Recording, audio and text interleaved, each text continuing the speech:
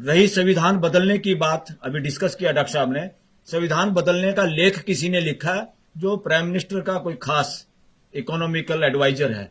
मैंने कहा यार इकोनॉमिकल एडवाइजर तू अपना हिसाब किताब दे कि तूने इकोनॉमी बढ़ाने पे क्या काम किया, कौन से लेख लिखे, किसानों की आमदनी कैसे डबल हुई, डिस्पैरिटी कैसे कम हुई, आर्थिक असमानता कैसे घटी। अरे तेरा काम वो है, तनख्वाह तेने उस बात के लिए है, वरना तेरे पे तनख्वाह उल्टी लेनी पड़ेगी सरकार बदलने के बाद, रिकवरी करनी पड़ेगी। ये किसी प्राइम मिनिस्टर या किसी मंत्री के घर से पैसा नहीं आता, ये इस देश के आम आदमी का टैक्स का पैसा है। जो साबुन खरीदता है उस पर भी जब टैक्स देता है, वो सारा पैसा उस तनख्वाह को का हिस्सा है उसमें, इकोनॉमिकल एडवाइजर को। इकोनॉमी की एडवाइस देना नहीं और तुम चले संविधान को बदलने। संविधान का एबीसी तुम्हें पता नहीं। संविधान में अमेंडमेंट करो ना, डंके की चोट पे डिस्कस करो। और डिस्कस करना, अमेंडमेंट करना मेजोरिटी के आधार पर नहीं होता। घर में कोई सोचे ना कि हम 5 आदमी हैं, मियां बीबी और बड़ा बेटा साथ हैं, जो मर्जी घर में करें, 2 जो छोटे बच्चे ना वो लठ मारेंगे गिर के, क्योंकि you have to decide after consultation with all. घर के सब लोगों की सलाह जरूर लेनी होगी, बाद में आप वोटिंग करवा सकते हैं। Voting is not democracy, majority is not the name of democracy. सबसे पहले हर मुद्दे को देश के सामने, पूरी पार्लियामेंट के सामने सबको डिबेट में हिस्सा लेने का मौका दोगे। ये कैसा समय आ गया है, तुम माइक बंद करने लगे हो लोगों का, पूरा देश देखता है। ये बात उसमें नहीं जाते हम कौन पार्टी का राज है किसका नहीं है। देश में लगातार शासन मानसिकता बढ़ती जा रही है। उसका मतलब है जो आदमी एक बार बन जाता है वो सोचता मैं जो कह रहा हूं वही चलना चाहिए। अरे डेमोक्रेसी में शासन नहीं चलता। इंडियन कॉन्स्टिट्यूशन व्यवस्था की बात करता है, और व्यवस्था के लिए इन महापुरुषों का जो हमने आज वो किया है, ये व्यवस्था लाने के मोड में थे। ये लोगों के विचार थे कि हर आदमी को कैसे एम्पावर किया जाए, उसको भी इस देश के 140 करोड़ पारिवारिक मुद्दों में कैसे शामिल किया जाए, लगातार कैसे भागीदारी हो। रिजर्वेशन इस देश में सिस्टम में भागीदारी का नाम है, क्योंकि समाज के सभी अंग स्वस्थ तभी रहते हैं जब हर जगह खून की सप्लाई भी सही होती रही, ऑक्सीजन की सप्लाई होती रही। तो समाज के सभी वर्गों का प्रशासन में, शासन में, व्यवस्था में हिस्सेदारी होने से क्या है, पूरा देश उसमें अपनापन ढूंढता है, और अपनेपन के साथ लोग सामूहिक तौर पर और इकट्ठे साथ साथ चलते हैं और ग्रोथ करते हैं। इसलिए रिजर्वेशन को खाली नौकरी का और ये टैलेंट से जुड़ा हुआ, कुछ लोगों ने देश में बहुत ये भ्रम फैलाया कि रिजर्वेशन में तो क्या है, पढ़े लिखों का हक मारा जाता है। जिसको रिजर्वेशन मिला या जिसको रिजर्वेशन भी नहीं मिला, वो शिक्षा के नजदीक पहुंच गया किसी भी तरीके से। हर बच्चे ने, जिसको रिजर्व कैटेगरी भी कहते हैं लोग, उनके बच्चों ने वो कमाल किया कि वो जनरल कैटेगरी के बच्चों से भी ज्यादा नंबर लेके अब नौकरियां पाते हैं। इसे ये साबित हो गया कि ये भ्रम जो फैलाया जा रहा था समाज में कि रिजर्वेशन के सारे ही अच्छे पढ़े लिखे लोगों का या जो सही समझदार हैं इस देश में, उनका हक मारा जा रहा है, ये नॉनसेंस से बड़ी कोई नॉनसेंस नहीं थी, और वो भ्रम दूर हो गया देश का। रिजर्वेशन एक भागीदारी है। अगर भागीदारी ट्रांसपेरेंसी के साथ वैसे ही हो जाए देश में, तो किसी को रिजर्वेशन की क्या जरूरत है। ये रिजर्वेशन की मांग भी तब तक है क्योंकि समाज ये फील करता है कि पूरे समाज की भागीदारी नहीं है। घर में भी सबकी भागीदारी ना हो तो घर में भी झगड़ा होता है। तो भागीदारी सुनिश्चित करना का रास्ता रिजर्वेशन है। ये एक पॉजिटिव रास्ता है फिलहाल, जब तक समाज में वो ट्रांसपेरेंसी व उस तरह की व्यवस्था स्थापित नहीं हो जाती कि जब जो चाहे उसको ट्रांसपेरेंसी के आधार पे, योग्यता के आधार पे और सबकी भागीदारी हो, सब अपनापन फील कर सकें इस व्यवस्था में देश की, तब तक ये रिजर्वेशन एक बहुत बड़ा सही माध्यम और साधन है सभी की भागीदारी को सुनिश्चित करने का, जिसमें अभी भी गड़बड़ है। गड़बड़ इसलिए है क्योंकि अगर आप बैकवर्ड जिन लोगों को मानते हैं और उसके आधार पे, आर्थिक आधार पे या बैकवर्डनेस के आधार पे या सोशली बैकवर्डनेस के आधार पे रिजर्वेशन का कोई प्रोविजन है कॉन्स्टिट्यूशन में, तो बैकवर्ड्स कितने लोग हैं वो भी पता होना चाहिए। इस देश में तो झगड़ा इसी बात का चल रहा है कि उनकी गिनती हो या ना हो। स्टेट गिनती कराना चाहते हैं, सेंटर कहते हैं तो हमारा अधिकार, हम कराएं ना कराएं। इस तरह से ये सब साबित होता है कि देश में ट्रांसपेरेंसी नहीं, नीयत खराब है लोगों की, और वो नीयत ठीक करने की जरूरत है। वो जिम्मेवारी उन लोगों की नहीं है खाली जिनको कुछ फायदा हो रहा है, उन लोगों का भी बोलने की ड्यूटी। आज जिनको लगता मुझे फायदा हो रहा है चुप रहूं, तो कल को उस बात का नुकसान उनको भी उठाना पड़ता है। जब रिजेंटमेंट होती है सोसाइटी में तो उसका नुकसान किस किस को होता किसी को पता नहीं।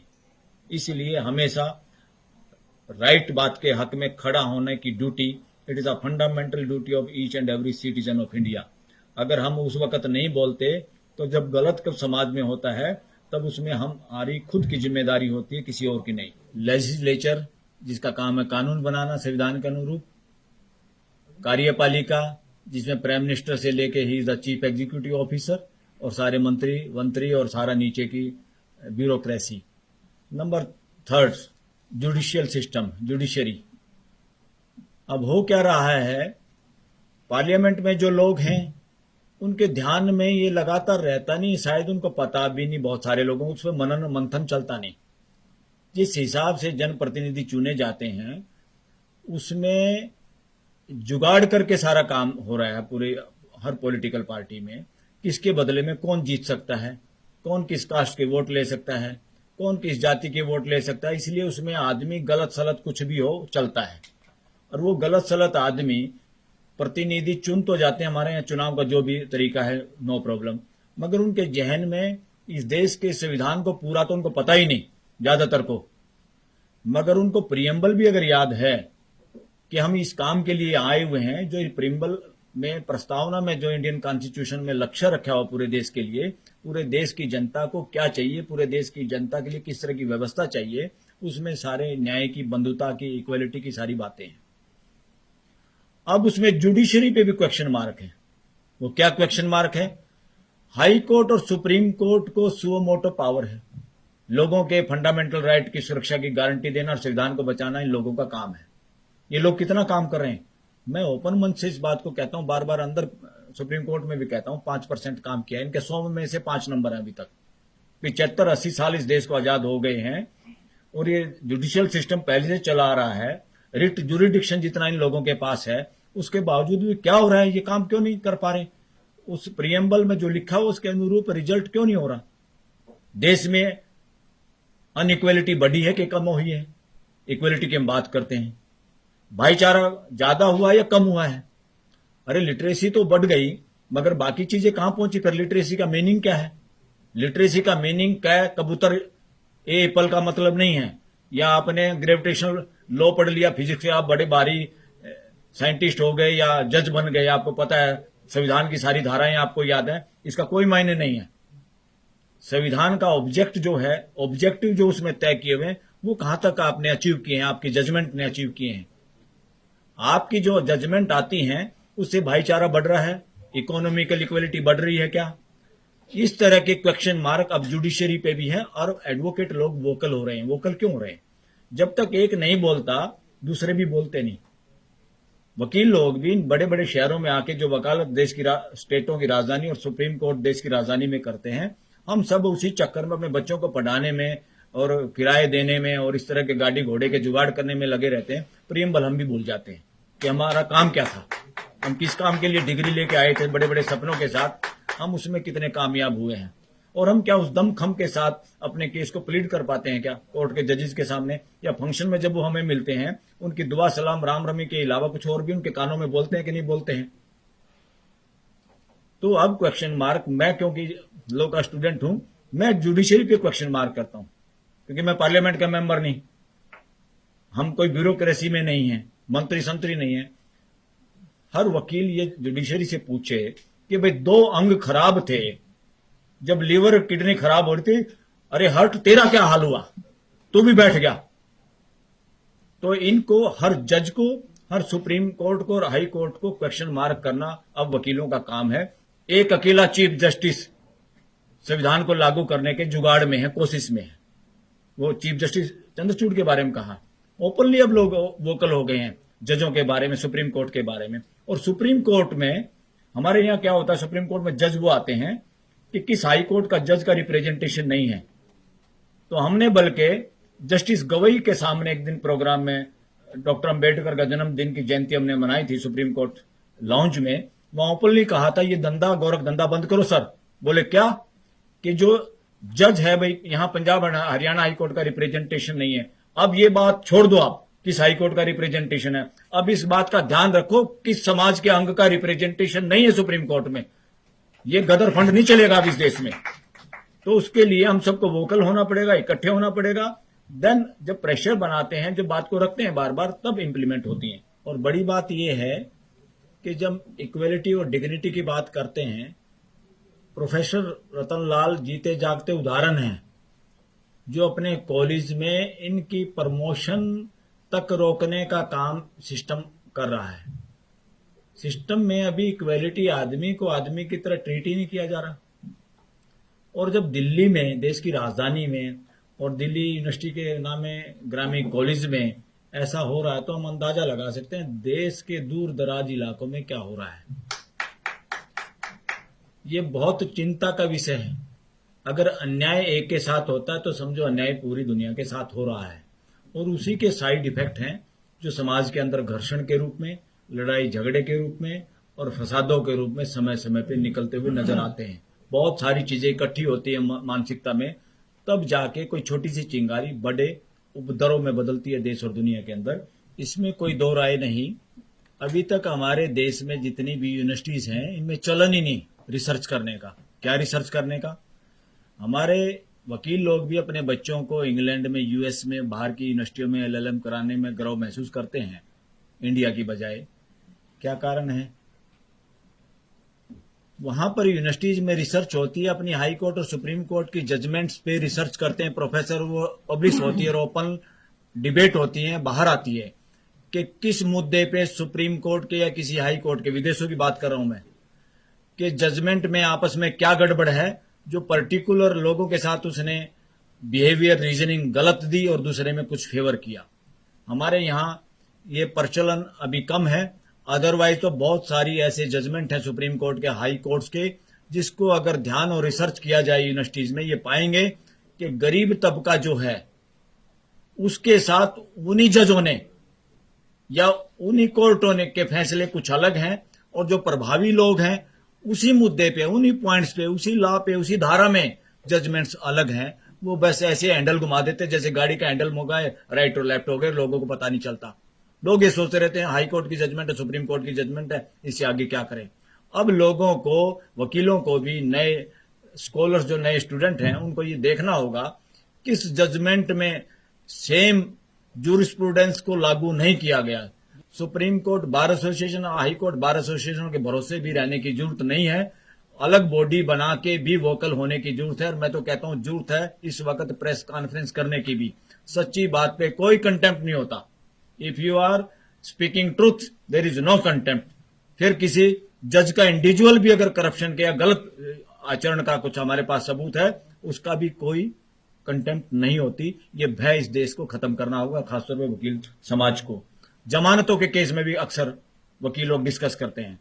गरीब गुरबे या जिनको कमजोर जातियां समझते हैं लोग, उनके लोग जेलों में ज्यादा हैं और लंबे समय तक पड़े रहते हैं, उनको जमानत नहीं मिलती, सुप्रीम कोर्ट तक भी डिसमिस हो जाती है। और जो प्रभावी लोग हैं उनकी जमानतें भी अगर देखेंगे कि उन्होंने कितने समय में जमानत मिली, कितने वक्त वो जेल में रहे, ये रिसर्च का मुद्दा इस देश के लिए। डिस्क्रिमिनेशन आज प्रशासन में नहीं है, जुडिशियल लेवल पे भी हमें चेक करना है और उसको रोकना होगा।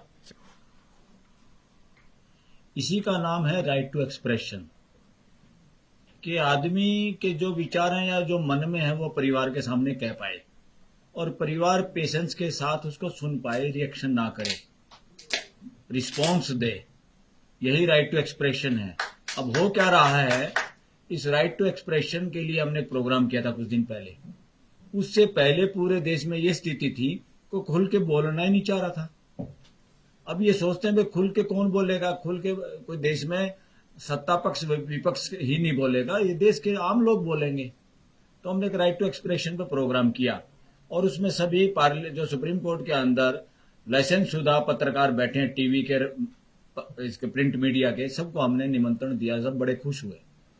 अगले दिन मैंने कहा भाई कितने लोग आएंगे? उन्होंने कहा सर आएंगे हम सब लोग, हमें बोलने का भी मौका देना। मैंने कहा आप लोगों को 2 का मौका मिलेगा। तीसरे दिन मैंने कहा भाई वो 2 कौन बोलेंगे? वो सारे चुप। बोले जी हमें तो आना भी मुश्किल है। भाई क्यों आना मुश्किल है? क्यों हमें परमिशन लेनी पड़ती है अपने चैनल से, मीडिया हाउस से। हम नहीं, आप प्रोग्राम में भी आ सकते, मगर तुम छुप के आ जाना। बोला कोई फोटो ले लेगा, पता चल जाएगा वहां गए थे। तो ये पत्रकारों का हाल है इस देश के, जिनको कहते हैं लाइसेंस शुदा गुंगे लोग। उसका नाम है गोदी मीडिया। तो ये सिचुएशन है। अब बेचारे बच्चे आए थे कि पत्रकार बनेंगे, देश के सामने सारी बातें रखेंगे। वो अपनी रोजी रोटी के चक्कर में वो भी इसी तरह गूंगे हो गए जैसे मेजोरिटी ऑफ एडवोकेट हो गए। कि मेजोरिटी ऑफ एडवोकेट कहां बोल पाते हैं। हमारा काम बोलना है कि देश में कोई भी समस्या होती है, बार का मतलब क्या है, खाली मेंबरों के सुविधाओं के लिए नहीं। सुप्रीम कोर्ट की बार उस वक्त अगर ना खड़ी हो कि जब देश सुनना चाहता है कि वकील इस वक्त क्या बोल रहे हैं। सुप्रीम कोर्ट अगर अपने जजमेंट के जरिए नहीं बोलती, वो गूंगी अगर हो जाती है, तो सुप्रीम कोर्ट बार के लोगों को, मेंबरों को, एडवोकेट्स को बोलना चाहिए। अगर एससीबीए भी नहीं बोलती तो कुछ लोग ऑर्गेनाइजेशन बना के बोलें तो देश को राहत मिलती है कि कोई बोल रहा है।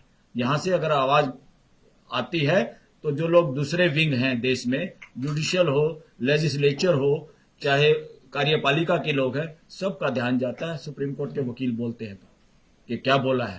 तो क्योंकि सुप्रीम कोर्ट कल 2-3 दिन पहले, 2-4 दिन पहले की बात है, कोई एक प्रोफेसर आ गया, शायद प्रोफेसर था, वो 370 में उसने हिस्सेदारी की।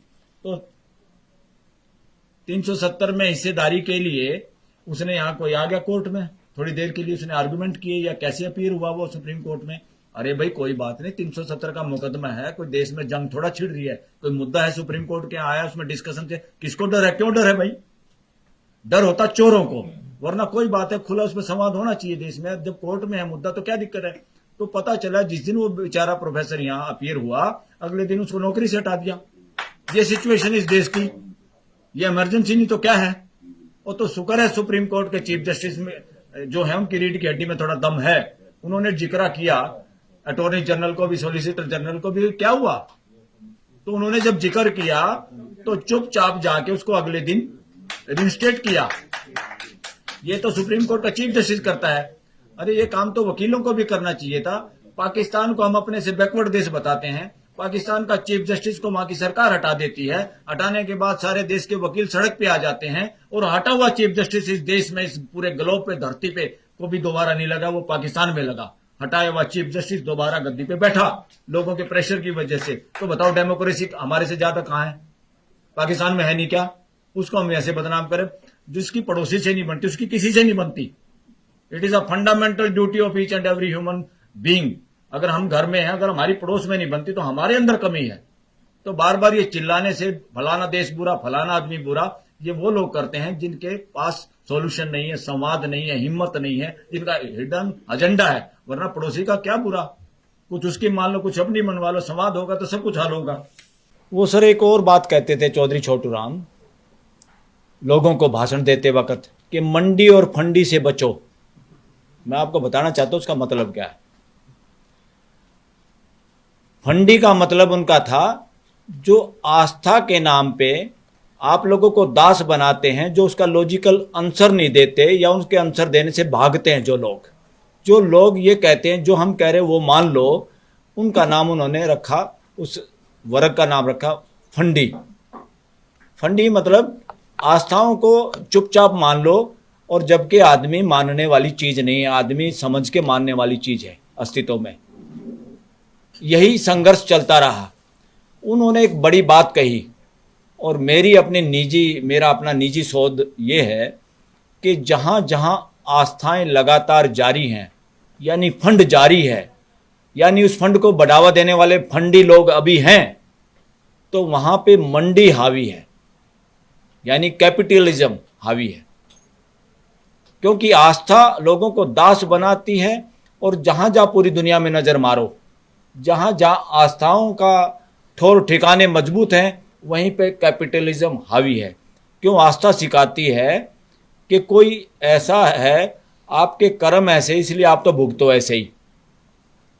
वो बराबरी का दर्जा ही नहीं देने देती, बराबरी का कॉन्फिडेंस क्रिएट नहीं होने देती। आस्था इस बीमारी का नाम है। आस्था एक दास्ता है, और आस्था से जहां जहां आदमी निकलता है वो कैपिटलिज्म का मुकाबला करता है, यानी उसके बीमारी को भी समझता है। ये दोनों सिक्के के पहलू हैं, मंडी और फंडी, आस्था और कैपिटलिज्म। कैपिटलिज्म भी उसी तरह से है जैसे आस्था में है कि किसी की किस्मत अच्छी। तो कैपिटलिज्म वाले मानसिकता का भी यही है कि मेरे पैसे, मैंने पैसों से और पैसे कमा लिए और जितने मर्जी बना लूं, चाहे मैं अंबानी का फूफा बन जाऊं, पूरे देश की संपत्ति मेरे पास हो जाए, तुम क्या, तुम्हारे तो कर्म माड़े हैं। तो ये नॉनसेंस अब चलने वाली नहीं है, क्योंकि एग्जिस्टेंस में कोई भी नौकर और मालिक का रिश्ता ही नहीं है अस्तित्व में। हमने ही कहानियों में शेर को जंगल का राजा बना दिया, वरना बंदर तो बहुत बार उसकी बेइज्जती करता है और वो चुपचाप चलता हुआ नजर आता हमारे को शेर। ये आदमी ने कहानियां गढ़ रखी हैं अपनी मानसिकता के अनुसार, क्योंकि उसकी मानसिकता जब शासन की होती है तो जंगल का शेर का भी शेर को मालिक बना देते हैं कहानी में। तो कहानी जानवरों की लागू इंसानों पे करना चाहते हैं, ये नहीं होगा। इसका वक्त आ गया है, समाज इससे आगे बढ़ेगा। और साथियों, एक और बात, हमारे कॉन्स्टिट्यूशन में आस्था की भी बात है और साथ में फंडामेंटल राइट की बात है। अरे फंडामेंटल राइट मेरा स्पीकिंग का, एक्सप्रेशन का है, तो मेरा ये कहना है कि फंडामेंटल राइट टू एक्सप्रेस बड़ा है तुम्हारी आस्था से। अगर तुम्हारी आस्था मेरी टांग बांधती है तो तुम्हारी आस्था को लात मारते हैं हम, तुम्हारे को जवाब देना पड़ेगा। तुम्हारी आस्था किस पे डिपेंड करती है, बताओ, प्रश्नों का उत्तर दो। आज मेरा बच्चा कुछ बात पूछता है, मेरा बच्चा पूछता है मेरे से, ये लाइव बात कर रहा हूं मैं अपने घर की, कि पापा गीता में तो ये लिखा है, श्री कृष्ण के मुख से ये कहलवाया गया है किताब में कि मैंने ही 4 वर्ण बनाए हैं, यानी ब्राह्मण, क्षत्रिय, वैश्य, शूद्र। बोला पापा SC ST तो अछूत थे, वो किसी वर्ण में नहीं आते, तो या तो कृष्ण झूठा या कृष्ण नकली, जवाब दो। और मैंने आंसर दिया, बेटा ये कृष्ण भी झूठा, ये गीता भी झूठी। क्योंकि जब या तो कृष्ण बेवकूफ नहीं हो सकता, इसका प्रश्न ये घर में चर्चा का विषय है, ये कोई आस्था के नाम पे चुप रहने की बात नहीं है। आप लोगों के चेहरों पर, जबान पर लगाम नहीं लगा सकते। आस्था बहुत छोटी चीज है हमारे फंडामेंटल राइट के आगे, और आस्था को हमने कुचलना होगा फंडामेंटल राइट टू एक्सप्रेशन के द्वारा, और देश और दुनिया को तभी आगे बढ़ पाएगी। आस्था इतने सालों से, हजारों साल से बेवकूफ बना सकती है कोई आस्था? We have to test logically, reasoning के साथ। हमें हमारी किताब हमारे बुजुर्गों ने लिखी, उन पे हम कोई लाछ नहीं लगाना चाहते। क्या वक्त था, कैसे लिखी, क्यों लिखी, नो प्रॉब्लम। हम प्रेजेंट की बात करते हैं। क्या प्रेजेंट सिनेरियो में वो लागू होती है? लागू करे तो झगड़ा होता है। झगड़ा चाहिए क्या? समानता चाहिए कि नहीं चाहिए? और हिसाब लेना पड़ेगा आस्थाओं से, रिलीजियस बुक से, रिलीजियस लीडर से, रिलीजियस स्थानों से, कि बताओ 700 करोड़ को जोड़ने के लिए तुमने क्या काम किया, क्या प्लान है तुम्हारे पास? 700 करोड़ लोग तुम्हारे इन घरों में घुस नहीं सकते, तुमने अलग अलग लोगों के लिए घर बना लिए। मानव जाति ऐसा नहीं चाहती। और साथियों, मानव जाति का एग्जिस्टेंस में अगर रिलीजन कोई है, वो एक व्यवस्था है, अस्तित्व में व्यवस्था है, सबके लिए, सब उसको समझ सकते हैं। हमें तो सिर्फ व्यवस्था, उस अस्तित्व की व्यवस्था के अनुरूप जीना भर है, इससे बड़ा कोई काम मानव जाति का नहीं है। अब व्यवस्था के अनुसार नहीं जी रहे, इसलिए तो पॉल्यूशन है, लड़ाई हो रही पॉलिटिकली। पूंजीपति राज्यसभा लोकसभा में पहुंच रहे हैं और उनको चाहिए जंगलों का अंदर दबी हुई खदानें। धरती माता का दूध पी के हम अपनी माँ का बड़े हुए हैं, और आज मैं ये कहने लगूं बुढ़ापे में, माँ बूढ़ी हो गई, माँ दूध तो अब तेरे पास है नहीं, जब तेरी किडनी खा लेते तेने मरना तो है ही। तो धरती के साथ वो सिचुएशन कर रही है मानव जाति, और ये सारी सुप्रीम कोर्ट और सारे ह्यूमन राइट कमीशन दुनिया के चुपचाप मुक्त दर्शक बन के खड़े हुए हैं, नकली हैं, रबड़ स्टैंप हैं, नाम के नौकरियां कर रहे हैं, नाम रख रखे ह्यूमन कमीशन के चेयरमैन। ह्यूमन राइट को समझते नहीं, घर में ह्यूमन राइट को लागू नहीं करते। इस तरह के लोगों का कब्जा है, और कब्जा छुटवाना है सबको मिलके। और दोस्तों, किताबें इंसान लिखता है, इंसान किताबों से बड़ा है। किताबें इंसान को बंधक नहीं बना सकती, इसलिए उन पे चर्चा होना और उन पे क्वेश्चन रेज करना प्रेजेंट सिनेरियो में कोई बुरी बात नहीं है। उन पे क्वेश्चन ही ना रेज करें, फिर तो आप और हम इंसान हैं या तोते हैं, पिंजरे के तोते, के तोते की तरह बोलना आपको। बस यही है शासन मानसिकता, कि मैंने जो कह दिया उसको आप काट नहीं सकते। तो हमारे बुजुर्गों ने जो किताबें लिखी हैं, वो किताबें न केवल एक सेक्ट की है, एक धर्म की है। ये धर्म कुछ नहीं है, ये रिलीजन है, ये संप्रदाय है। धर्म एक व्यवस्था है जिसमें पूरी मानव जाति समाती है, वो धर्म है। ये सारे संप्रदाय, इनको धर्म भी मत कहा करो ना, इनको धर्म सोचो कि मेरा धर्म भ्रष्ट हो गया, उसका धर्म भ्रष्ट हो गया। कोई घंटे का धर्म भ्रष्ट नहीं हुआ किसी का। हाँ, बहुत जल्दी धर्म भ्रष्ट हो रहे हैं। धर्म भ्रष्ट नहीं हो रहे, मानसिकता भ्रष्ट हो रही है हमारी। धर्म कोई भ्रष्ट नहीं होता। साथियों, एक तो ये दोनों कंसेप्ट बिल्कुल गलत है, इनह्यूमेन है। रूल ऑफ लॉ या रूल ऑफ डेमोक्रेसी, रूल तो कतई मिटाना है। रूल तो बच्चा भी नहीं चाहता माँ का रूल अपने ऊपर। ये एक व्यवस्था है म्यूचुअल सपोर्ट की, उपयोगिता पूरकता की, पूरा अस्तित्व वैसे ही काम करता है। तो रूल ऑफ लॉ नहीं चाहिए, सिस्टम ऑफ लॉ चाहिए। शासन नहीं चाहिए, व्यवस्था चाहिए। और ये मैं क्यों ऐसा जिक्र कर रहा हूँ, विद इन 1 मंथ हम एक और सेमिनार करना चाह रहे हैं, बड़े जगह पे करेंगे, जिसमें सीधा आह्वान होगा पूरे देश को, अब शासन नहीं व्यवस्था चाहिए। अब शासन नहीं व्यवस्था चाहिए। डिग्निटी नहीं है, या डिग्निटी ऑफ लेबर ही नहीं देश में। बेड़ा गर्क हो गया देश का। और इस देश को सब ने मिलजुल के आगे, कोई एक मसीहा आएगा, इस फ्रॉड में मत फंसो। एक मसीहा के चक्कर में तो हमने आज तक अपना शोषण करवाते रहे। कोई अपने को हीन समझता रहा, कोई दीन समझता रहा, कोई मूर्ख समझता रहा, किसी को मूर्ख कहते रहे। तो एक मसीहा वसीहा का चैप्टर खत्म, पूरा कांटा, 100% नॉनसेंस बात। और ऐसे ही कोई एक आदमी, एक नेता ही कल्याण करेगा, बिल्कुल काटा। शासन नहीं है, शासन मानसिकता है। ये बदमाशी बंद करनी पड़ेगी देश में, और व्यवस्था इसकी जगह पे चाहिए। शासन नहीं व्यवस्था। आप सबका आह्वान करते हैं, और सब साथियों का सहयोग भी चाहिएगा। उसमें हम सब पॉलिटिकल पार्टी के भी लोगों को, सबको बुलाएंगे, इंक्लूडिंग शासन, अपोजिशन, कोई भी है जिसका दिल करे वो आए, हम सबको बुलाएंगे। और सबके सामने ये कहेंगे कि शासन वासन की मानसिकता से बाहर निकलो, आप क्लास अटेंड करो इस बात की। कॉन्स्टिट्यूशन व्यवस्था चाहता है। ये ड्रामेबाजी बहुत हो गई है।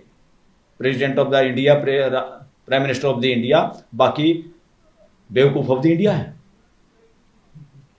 चीफ जस्टिस ऑफ इंडिया, बाकी बेवकूफ हो। न्याय के नाम पे जजमेंट आ रही है, न्याय नहीं हो रहा।